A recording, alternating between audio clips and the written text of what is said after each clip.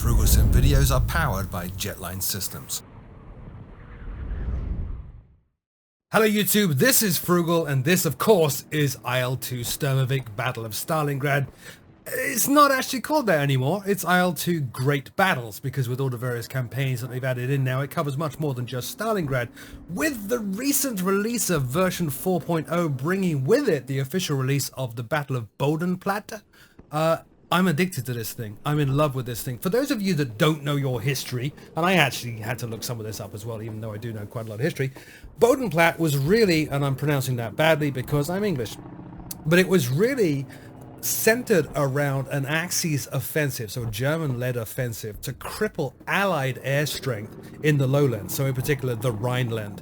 And it was due to launch in December of 1944, but due to bad weather it was actually delayed until exactly January the 1st, 1945, and it didn't get off to a very good start. The German air planners actually sent most of the German forces over heavily built up areas, and in particular V2 rocket launch sites, which were extremely well defended, and not everybody on the ground knew that their friends, their compatriots in the air were about to launch an offensive against the Allies in that area, and as a result the Germans lost 1/4 of their air force pretty much in the first week to friendly fire. Anyway, Battle of Bodenplatte obviously then centers around that time period and that area, and as I might have indicated in another video at least, I have grown completely and utterly addicted to IL-2 as a result. Now, I did cover IL-2 some time ago in a video where I said what is IL-2, and I did point out it's not as, say, complex as like a DCS. You don't have fully interactive cockpits and stuff like that,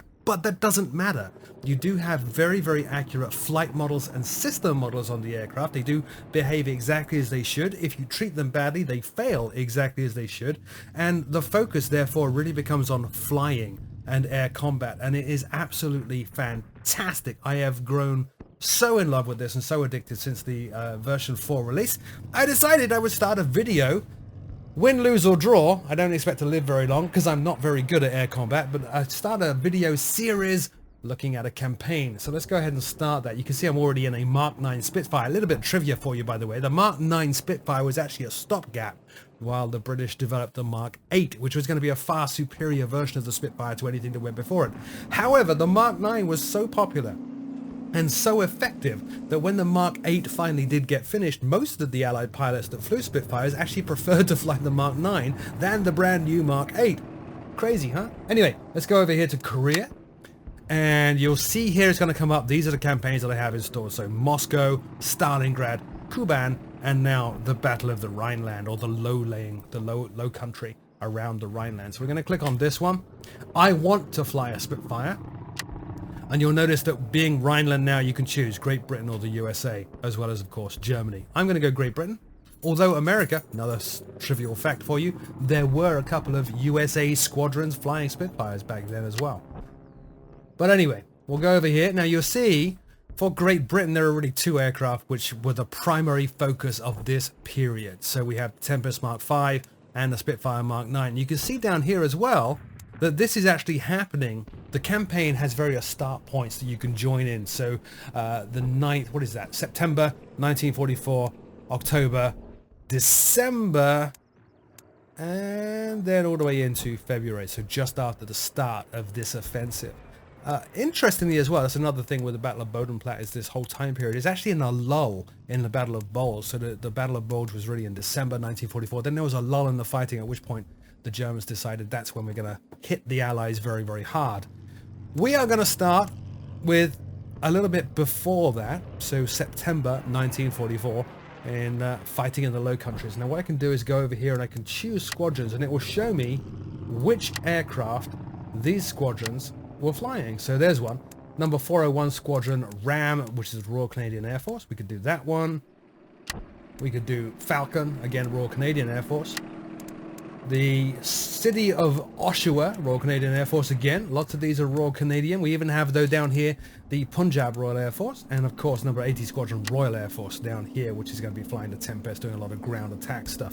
We are going to choose today... How about that one? I've not done that one before. Number 453 Squadron Royal Australian Air Force. Good day, mate. We'll do that one flying from just outside Antwerp. And you can see up here, here is the front line such as it was back then. We'll choose that. It's going to automatically set my name and my backstory. My backstory is that I am the instructor. Basically, I taught people stuff, I think. Yep. So I'm supposed to be pretty good at this. If I choose Iron Man, it's kind of permadeath, I believe. You won't be able to restart a mission. Yeah. So if I die, I die. I'm not going to do that because I do expect to die. And we'll click on finish. And it should throw us into the career mode proper. It takes a little while to set everything up, but your first day, you're kind of getting acquainted with the area and your squadron and what you're going to be doing. So here we are, first day of the autumn offensive, 17th of September, 1944, which was a Sunday. And it's going to pop up some information right here in the middle and tell me all about what's going on. Welcome to your new squadron. Here we are. So fighting in the Low Countries. Since this is your first day here, take some time to study the personnel roster and familiarize yourself with how things work around here. When you're ready to get started, click on next day. Next, latest newspaper is also being delivered. So here's my backstory once again. We just saw that. I am a flight sergeant. I'm actually flying with the Australians, but representing Great Britain, which makes perfect sense. We scroll down here, we can see my track record so far. So flying number 453 Squadron Royal Australian Air Force, based in Durn, and I am in service. Good to go. I can go over to Unit HQ, planning room, so on, which I'm not going to do. I could click on World News, and it will pop up all about Operation Market Garden beginning around the same time. Now, Battle of Bodenplant has been released for IL-2, but it's actually technically not finished. I did reach out to the guys over there behind this, and they did say they still have some stuff to add, notably full motion video previews and stuff like that. But regardless, it's still a lot of fun currently as it is. Next day. So, new day begins. This is going to move me beyond my welcome to the squadron day and into operational service. Now, the cool thing with the Spitfire Mark IX, despite the reputation of the Spitfire as being a formidable air weapon, it's actually very, very easy to fly. The reason it was easy to fly, obviously this far into the war, there were a lot of losses on all sides. And I'm not in any way, by the way, let me get this out of the way. I always have this when I put up a war video. I'm not glamorizing war, and I'm not taking sides in this video against any one side or the other. There were tragic losses on all sides, and let's hope history never repeats itself. But regardless, there were a lot of losses on both sides, and as a result, both sides, Axis and Allies alike, were trying to build aircraft that were not only incredibly effective, but didn't require a whole lot of training. And the Spitfire is well up there, and that doesn't require a whole lot of training. You'll see why in a second. So here we are on the 18th, heavy weather. We have clouds at 4,900 feet, it's 15 degrees C, and we have a southwest wind at 16 feet per second. We were reinforced overnight with 2 additional Spitfire Mark IXs, which is great. And my name is Paul Watts. I need to remember that. It's going to come up in the radio communications. I have been awarded a pilot's badge, which means I am ready to fly. So let's go back on over here. Sorry, not to pilot. I should have clicked on Unit HQ or planning. We'll go to Unit HQ. This is all about my unit. And you can see I'm down here, Paul Watts, last of the last down here. And what I'm going to do though is click on options. I am going to base all my missions to have a career speed of realistic, and I'm going to start on the runway. My difficulty level is going to be moderate, and it's World War II. The front line was dense in terms of activity. Now, in terms of options and realism, I do have this thing pretty much real. In fact, I'll pop this open, you can take a look. So I've turned everything off, okay? I am allowing object markers, and I am having a warmed up engine. Because you're starting on the runway, all these missions start off that they expect you to get in the air straight away and start doing stuff. My engine is warmed up, ready to go. The reason I'm doing object markers is I am going to turn on markers in the sim. It is pretty hard working on a monitor here to see some of the bad guys, and in particular if you're on ground targets to see where they are. So turning on the object markers is going to be good for you, the viewers watching these videos, to see exactly what I'm dealing with out there, outside the cockpit, and it's also helpful to me to see what's going on. I recommend it. That's the cool thing, by the way, with all these things. We all get very obsessed with realism and making it as real as possible. You don't need to. You can dumb things down in order to just have a good time and then gradually start turning stuff off as you go along. I, though, do have everything turned off except for the markers, as you're going to see. So if we click on Start Mission, we'll go into the mission briefing and find out exactly what it is we're supposed to do. Now, given that I'm a Spitfire Mark IX, one of the reasons I chose that is I prefer air combat to air-to-ground combat in this time period. So my hope is that by going with a Spitfire Mark IX, the majority of my missions are going to be air-to-air. However, it was an aircraft capable of doing ground attack as well, if it needed to. But the majority of the time is going to be air-to-air, particularly with that offensive coming up at the end of December, where the Axis tried very, very hard to wipe out the Allied air forces. There's going to be a lot of interception missions going on around then, if we make it that far. So far, when I've tried careers, I haven't made it past the second or third mission. So we'll see. And I will put up the videos if I fail. I think that's part of the fun, right? All right, here is our mission. We're going to be taking off actually from Doorn, which is just outside Antwerp. Waypoint 1. Waypoint 2 is going to be at 4,900 feet. And we're going to be turning up here to waypoint 3, staying at 4,900 feet. And so we're staying at 4,900 all the way along. But this is, having said everything I just said, an air-to-ground attack mission. Worth bearing in mind as well, during World War II, ground attack was actually not often that successful, which is why you ended up with mass bombing raids from both sides trying to take out the enemy that way, because precision bombing was not really a thing back then. So I'm going to be historically accurate. I doubt I'm going to hit what I need to hit, but we'll try it. Here is my mission. I am wingman number 3. Now, I always get confused with the formation they fly. I think it's line abreast, but I'm going to follow Leonard Richardson. He's going to be ahead of me to my left if I do line abreast. Heavy clouds at 5,000 feet, which is where we're flying, actually just underneath that cloud layer. The wind, 20-mile-an-hour turbulence beneath the clouds. It's going to be tricky. Airfield altitude is 100 feet. Our target approach altitude, as you saw on the flight plan here, is 5,000 feet. And our target is 200 feet above sea level. So our primary objective is that an enemy transport column was recently seen near the waypoint mark number 3. Take off and catch it.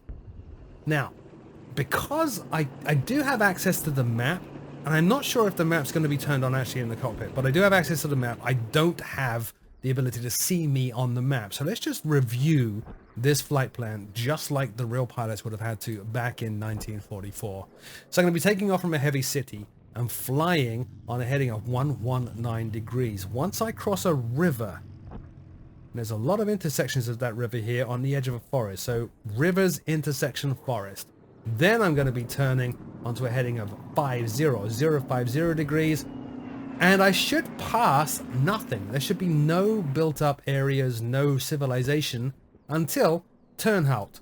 At Turnhout, that's where things are going to get interesting. So we have a road here. There's a bridge. I'm going to cross a river again. There's going to be a road and a bridge on the right hand side, and the city, my target, is going to be directly ahead. There's another road here you can see coming down, crossing another bridge, heading into Turnhout. So 050 degrees, look for the city, look for the road, and my target's going to be directly ahead. That's the idea. Anyway, after that, we'll do what we can to get home. All plans tend to go out the window as soon as you encounter the enemy, so I'm not entirely sure we're going to be following waypoint 4 at 183 degrees and then all the way back in the way we should, but we'll see. Now, interestingly, for those of you who've never flown IL-2, you can click on specification and find out all about your aircraft. IL-2 has a lot of aircraft, and as I said, while it doesn't have a completely highly realistic, clickable everything cockpit, they are realistic aircraft. They really are. You need to be aware of everything. So the Spitfire Mark 9, what are we looking at here? Well, depending on my setup options, which I'll go through in a minute, if I'm flying with the Merlin 70, which I'm not, I'm flying Merlin 66, then my maximum true airspeed is going to be 542 kilometers an hour at sea level. We're flying at 5,000 feet, so it's between these two, so my maximum true airspeed is going to be about 630 kilometers an hour. My service ceiling, not going to hit it, 12,500 meters.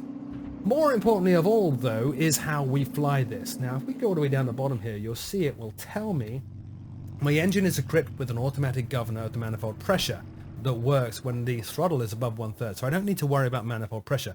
Basically, my throttle controls the manifold pressure.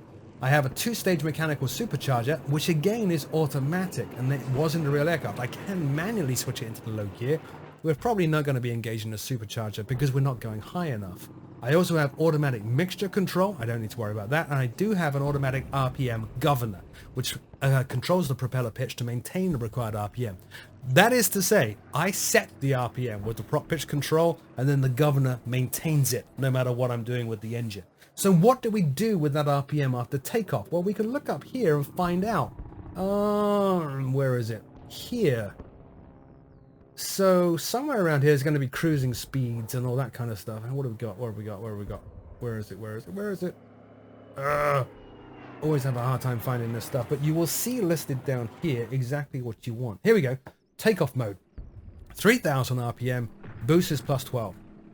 So that's how I set my takeoff. I'm looking for a boost of plus 12, 3000 RPM. And then we're looking at, we should have maximum range, maximum power, international power mode. Well, we can kind of take this. 2850, so 3000 RPM at takeoff plus 12, and then 2850 plus 12 to get maximum performance out of the aircraft. Climb rates are given for 2850 as well, boost plus 12. So 2850 is going to be the key. After takeoff, we're bringing that prop back to 2850. If I do want maximum cruising power, we're looking at 2650 or 2850 again for international. So between 26 and 2850 on the RPM. Not going to mess with that after takeoff. I am equipped obviously with two 20mm guns, which are the Hispano Mark IIs. They only have 120 rounds per gun. And my machine guns, my Brownings, only have 50 cal, only have 250 rounds per gun. Now, to go through what that means, and again, this is completely realistic and a bit of a shock to those of you who have never flown a World War II sim before. If I were to hold down the triggers and fire, I have a between 10 and 15 seconds before I run out of ammunition. So that's important. When you look at all these movies, you see them bang, bang, bang, bang, bang, bang, bang, bang, bang, bang. They don't do that. You tend to be very, very quick squirts of the guns, like and try to conserve your ammunition as much as possible. My 50 cal Brownings are going to do a huge amount of damage. My Hispanos are going to do a huge amount of damage when they hit stuff, but I have a very limited number of rounds of those. So typically we don't fire the Hispano cannons until we really get very, very close, and we are absolutely certain that we're going to hit. More often than not, you tend to lead into the target with the Brownings instead. I can carry bombs, and I suspect I am. I could also carry rockets, but we can find out if we go into the Mark 9 setup down here. So I am currently carrying 500-pound bombs, and one 500-pound bomb and two 250-pound bombs. I do have control over how they drop, whether they all drop at once or whether they're staggered in the cockpit. Just can't remember how I've set that up. What I can also do, I think, is I can change my paint scheme of my aircraft, and sometimes... Where are we? Not today, Pete. Oh, here we go. I can customize the aircraft itself. So if I wanted to go for a Merlin 70 engine, I could. If I wanted to go for the clipped wing, which is higher performance at low altitude, I could. What I'm not going to do those. What I am going to do is I'm going to turn on the gyro gun sight, which was a fantastic invention towards the end of the war. It lets me really change that sight and kind of set the range in a very visual way based on, set the range of conversions and stuff like that, but in a very visual way based on what I'm shooting. And I'm also going to turn on the mirrors. That lets me see what's behind me, which is kind of important. So we'll take that and we'll accept, and I'm pretty much good to go. So with that said, I will see you in the sim. All right, here we are in the sim, ready to go. You notice it's paused, and that's what I was saying. I do have information on, you can see here, Leonard Richardson off to my right there. He's the guy I'm going to be following. I do have their names and their markers turned on, just as an aid for you, as well as an aid for me. I'm going to unpause it. I am using track IR. I need to recenter track IR. And I do have... No, I don't have the HUD. Now, I've set my zoom controls. Typically, I would zoom out. There we go. So I have a good view of what's going on around me. And then when I'm in combat, I'll zoom in. I'll talk about that gun sight in a minute when we get up in the air. I do have the autopilot, auto flight stuff turned off. I do, however, have the ability to engage a flight level autopilot. Lots of right rudder. This wind is intense. All right, up we get. And I am Acorn 4, and I am airborne. All right.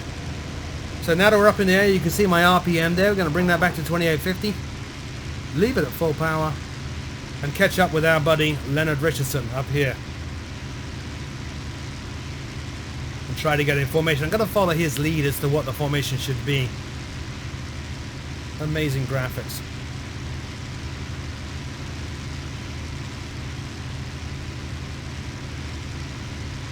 The other cool thing with having these markers turned is I can see how far away he is, and I can see easily if I'm closing in on him, which in a real aircraft is not a problem. It's very 3D in a real aircraft, but on a 2D monitor not so much. So another reason why I'm using these markers here. He's climbing on up, and I am gaining. Ease up on the power a little bit here. We're at 2,000 feet and climbing. Climbing at 3,000 feet per minute. The incredible performance of the Spitfire. Alright, we are coming up on 5,000 feet now, so we've started to level up. I'm getting in formation with him. Formation flying! Never stop moving the throttle. You can see it down there. Basically, find a position on the windshield that you want to keep that aircraft in and keep him there. And it involves more throttle maneuvers than anything else. So he's currently moving away from me, so a bit more throttle there. You can see he's moving forward in my cockpit. And as we start to gain on him, bring him back the throttle now. I don't want him to shoot past my wing. I'm going to feed in a little bit of left rudder. You can see the drift down there, indicating I'm getting blown to the left a little bit because of that crazy wind. There we go. By the way, if you don't want to know where the drift is, it's there. Side slip, sorry, drift. Been flying too many helicopters lately. Now, I shouldn't have looked down because now I've lost sight of my wingman. Easy enough to recover. We'll pull back the throttle, we'll slow down. There he is. And then we'll get back in position. I have a lot of admiration for pilots in this period going into combat with what little training they had and trying to stay in formation, and you need to be looking around all the time. Most World War II pilots were shot down by aircraft they never even saw. So part of that is you need to be looking around, you need to be moving your aircraft, otherwise you do run the risk, very real risk, of being shot from behind. Now as we get on course here and get in position, I will engage the auto flight. There's our river, by the way, with all the intersections I was talking about. So we just actually turned at the point that we should have turned. I should have called that out. But I'm going to engage the level auto flight thing. I want to talk about this gun sight because it's a miracle. It's a modern miracle of the 1940s. I adore it. Very, very effective. Alright, so there we are. Let me put it in straight and level auto flight here, and I'm just working the throttle now. So yeah, the way this works is, look, you can see here there are markings for aircraft. So there's an Me-210, a Focke-Wulf 190, and what we do is we turn this around. So if I was fighting a 190, we'd put it there, and then the gun sight is basically the right width of the wings of a 190. Fill the gun sight with that aircraft's wings, and you've got him. But look, if I zoom in here, you can see, there we go, look. Much bigger, which means I need to be further away.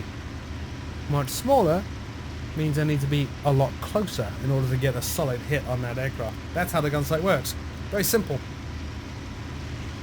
Did get a little bit out of position there. Still quite a lot of turbulence up here. It is very bumpy. We are following the river like we saw in the briefing. We're going to be crossing that river, and then there'll be a town off to the right. And then we know at that point, if we're heading on a heading of 050, and looking down bottom left of my screen there, you can see we're 056. So we're close to what was planned. Then we should have our targets directly ahead. Now I'm not sure if I have my key binding set up properly. I'm not sure I do, so I'm going to be dropping auto bombs at once. Hang on. Yeah.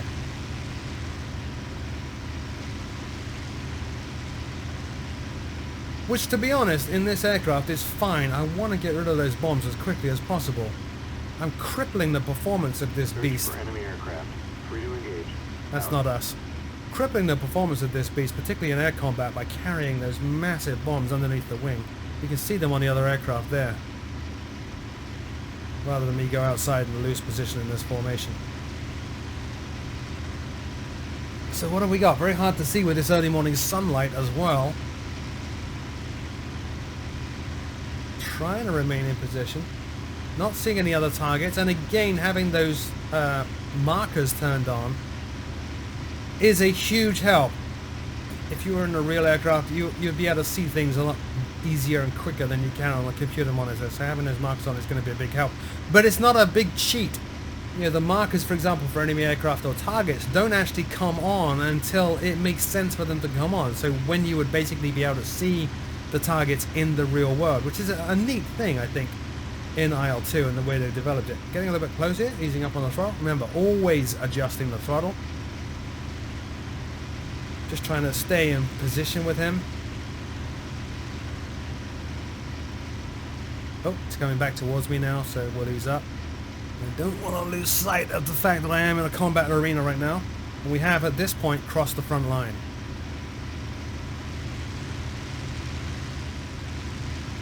No enemy aircraft yet. I'm sure once we get closer to the target, they will be on the radio telling their buddies where we are. Okay, so we got more rivers coming out that we're going to cross. I'm looking for that town. Oh, we're turning. Not entirely sure. There's the town there. So we are very close to our target. So we're actually now getting back on course. We were a little bit off course there. So our flight leader adjusted because of what he was seeing out the window, the original VFR. That's not us. Jack Moore is not in our flight. I believe that was the town that we were supposed to be looking at. Let me check my RPM here. We're still good. Yep, here we go. Okay, so we'll zoom in at this point. Oh, not the best angle to be at. And try to line up. That looks amazing. Bombs away. I got a target. I actually got a truck. Yay me! Okay, now I've lost all my wingmen. There they are. Let's get back in position with Leonard. Alright, so the bombs are gone. Now we're a fighter again. You'll notice there I started to black out as well. The Spitfire is incredibly agile and more than capable of knocking its pilot unconscious. You have to be aware of that. Working the rudder helps quite a lot, by the way. You see I was pulling quite a lot of G there, starting to black out. Just applying some right rudder, getting into that corner, easing up on the back pressure on the stick.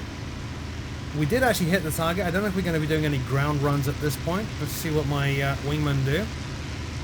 We are very much out of formation, and it looks like that lead pilot is diving on the target. He is. He's diving on that target. Alright. So let's zoom in. Let's get the cannons ready. The Hispanos. Yep. We're going to be going guns, guns, guns on these guys. I don't have a good view. There's one. Alright, let's lead him a little bit here. There. And a bit more. A bit more. Just using the cannons. Pull up, pull up.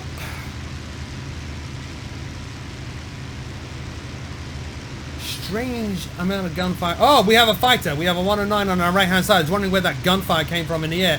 I need to get on my wingman's. Gunfire behind me as well. We have a squadron, a small group, not a squadron, of 109s engaging us. Where's my wingman? They see what I mean about having those labels on? It doesn't help until you're engaged.